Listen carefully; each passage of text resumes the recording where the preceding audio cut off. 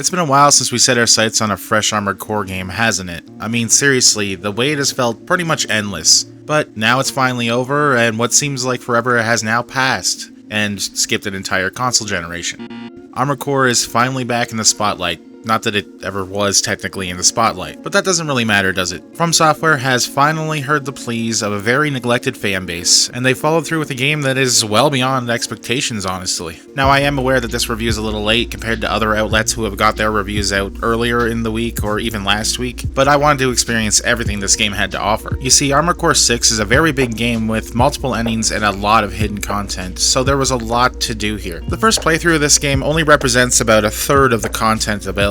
So those reviews that tout that the game is about 50 hours total, well, that's not wrong. I only had about 49, but 50, that's very believable. Now, there's a lot of opinion about this game, especially good, but a lot of bad as well. A lot of people feel like maybe there's a little too much Souls DNA here. Now, I can understand why people think that. I don't fully agree, but I'm not really going to give my in-depth opinion about that. It's a topic that has been beat to death as of already a week into the game's release. I will put it out there though that Armored Core was already dishing out that trial and error kind of difficulty by its 13th installment, and that was even before Demon Souls was even released on the PlayStation 3. So perhaps those aspects people are seeing more lean towards FromSoftware and their design philosophy rather than trying to make this game a Souls type. But that's an argument for another day. So without further ado, I'm Kei-Nova, and this is my review of Armored Core 6: Fires of Rubicon. You ready to climb the wall? Armored Core 6 tells the story of a global struggle for a resource called coral on the planet Rubicon. Coral itself isn't fully understood, but it was able to at one point spread far enough and in such density that it engulfed an entire star system. When the coral was ignited, it scorched all planets in the system, including Rubicon. This was referred to as the Great Calamity, also known as the Fires of Ibis. First and foremost, it's important to mention that you don't need any prior experience with the series to understand what's going on here. The only connection to previous games is the concept of ravens, a central mercenary lineage that has essentially become the series' Grey Fox. Put that back. But unlike most Armored Core games where you're part of a structured mercenary organization, in this installment you take on the role of an augmented human without a formal name, guided by handler Walter, who has a mysterious connection to the events at hand. When you arrive on Rubicon, you pick up the ID of a fallen raven, essentially stepping into the shoes of a raven yourself. Now, this is where the game deviates a little bit from previous entries. There is no organization here, and you are stealing a title. In fact, in the entire game, there is only one mention of the new Raven organization, which is called Branch. Let's see how far they can fly. On borrowed wings.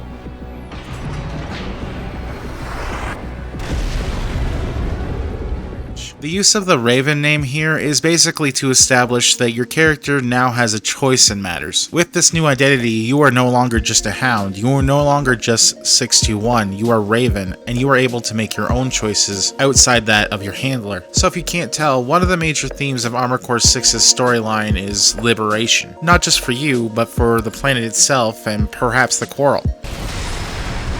Double 4. Send me what you've got on priority target Raven. As with other FromSoftware games, the storytelling is a bit complex and certainly esoteric.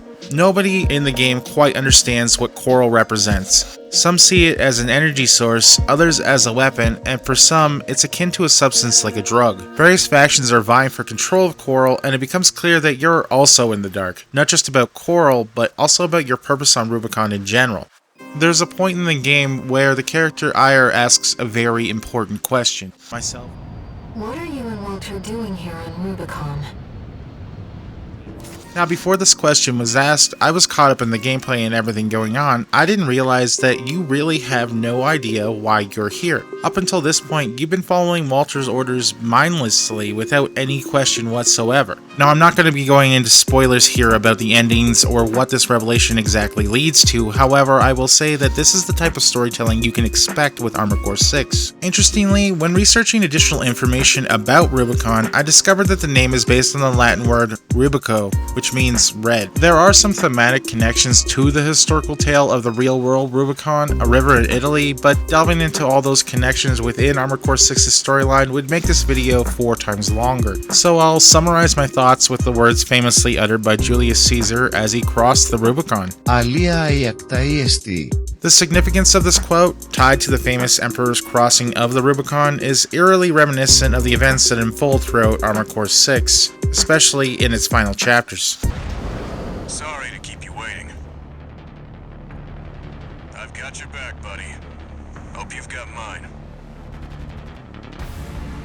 As with just about every previous game in the series, there are decisions here that will sway the game in certain directions. Whereas in previous Armored Core games, these decisions more lean towards allowing the player to explore the world, what was going on, the corporations in control, and basically getting financial gain, Fires of Rubicon takes a little bit of a different turn. Your decisions here don't really tie you to any specific organization, that much remains. You're still technically just trying to get the job done. However, there is an overarching story here that is more involved. Your actions inevitably decide the fate of Rubicon in general. However, the outcomes of these choices aren't always straightforward. Character motivations remain deliberately elusive, similar to the approach seen in the Souls series. You may believe you're helping a character and working towards a positive outcome, only to unwittingly seal the fate of the entire universe. Conversely, you may also intend to support certain characters only to find yourself at odds with them later due to a mission that seemed supportive. While most other Armored Core titles maintain a sense of neutrality, this game immerses you in moral dilemmas that you may not fully grasp until they unfold. Furthermore, certain events and character motivations only become clear during second and third playthroughs. After completing the main game, you have the opportunity to replay it with additional choices and new missions provided by the Rubicon Liberation Front. The two initial endings fit seamlessly into the overarching story, offering conclusions that align with the Armored Core universe. However, during the third playthrough, players encounter new mission sets that introduce the AI Allmind as a significant player. As with other playthroughs, it becomes apparent that Allmind has been active in events throughout every playthrough,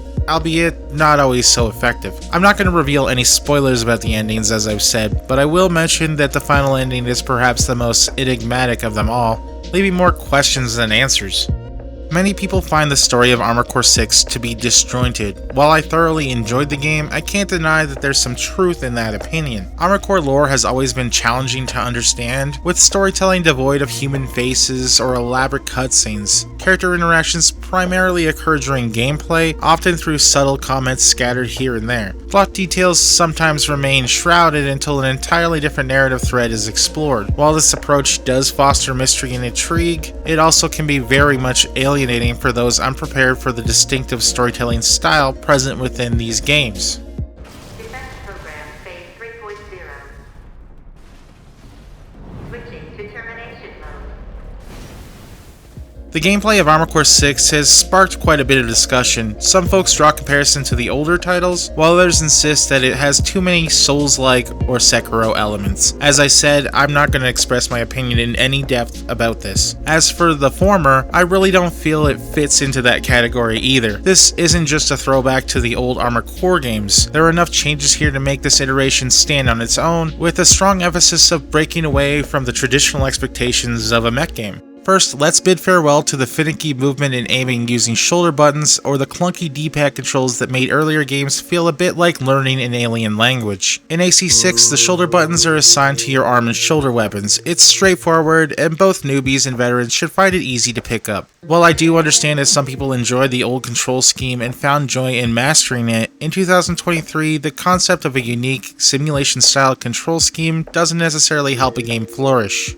To spice up combat, FromSoftware introduced a new system centered around impact and attitude. Essentially, everything has a specific stagger value, including your AC, and once that value crosses the attitude threshold, your target gets stunned, or you do. Now, I'll admit, this system has left many players scratching their heads. If there's a common complaint, it's usually about not grasping this new stagger system and focusing solely on damage numbers. That's probably why the game's first boss has earned the name Filtercopter from a bunch of players. If you don't catch on to this system and use it to your advantage, you'll be in for a world of hurt. Success in this game pretty much hinges on fully understanding and exploiting this mechanic. While the first chapter might guide you towards specific builds, the game really starts to open up after you manage to take down Batalis. And if you haven't seen the memes on Batalis, despite being the last boss in chapter 1, this enemy is probably the toughest battle in the entire game. I lost count of the hours I spent tinkering with loadouts just to take this thing down, bringing back some painful memories of Armored Core 3 Silent Line and its extremely difficult early missions. Now there's a general consensus floating around that there are just too many bosses in this game, but honestly I don't completely buy into that argument either. The main hiccup with the bosses in AC6 is that they're kind of front loaded into the first 3 chapters. Once you've dealt with all those sea spiders and ice worms, the game starts taking on a more classic Armored Core vibe. That's when bosses show up in the form of other ACs, and let me tell you, these battles are where the real excitement kicks in. And even if they weren't in the mix, there's still a fully fleshed out arena mode, complete with some special New Game Plus showdowns to keep you entertained. Before I move on though, I gotta give a shout out to the MT AI here. It's leaps and bounds better than what we had in the older games. MT units are actually a threat now. Some of them will hunt you down relentlessly, and trust me, having just one of these pests left can be a real headache if you don't pay attention. This has always been a gripe in the AC games where basic enemies would just stand around and shoot, showing about as much intelligence as a brick wall. You'll still be mowing them down by the dozens, but at least they feel like they could give you a run for your money this time. It adds a touch of realism to the chaos on Rubicon, and it does make the MTs seem a little less like they're pointless cannon fodder in this universe.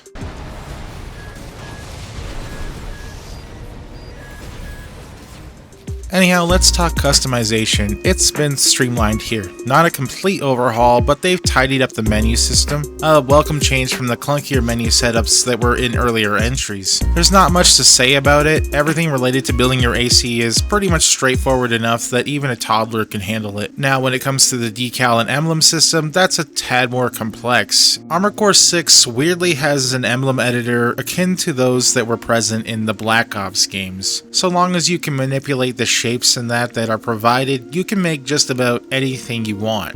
As you progress in the game, you'll amass quite a collection of parts, some of them hidden behind collectibles, alternative missions, endings, and choices. Creating a truly one-of-a-kind AC might be a bit of a stretch, but you can definitely tailor one to your liking. As with other games, there are a load of weapon types that all do different things and have different advantages and disadvantages. Most of the old exploits from previous games have been wiped clean, but that's not necessarily a bad thing. Actually, it's not a bad thing at all. It's all about playing the impact values game, and with so many bosses and AC battles scattered around, you can't go wrong bringing a high impact build to do just about any mission. However, the downside of this is that once you find a strategy that works for you, it's very much unlikely that you're going to be switching anything up. On my second playthrough, I played with the same build that I completed the first playthrough with, without any changes until the third playthrough. Thanks for the pre-show, tourist. Missile launch sequence complete, Chief.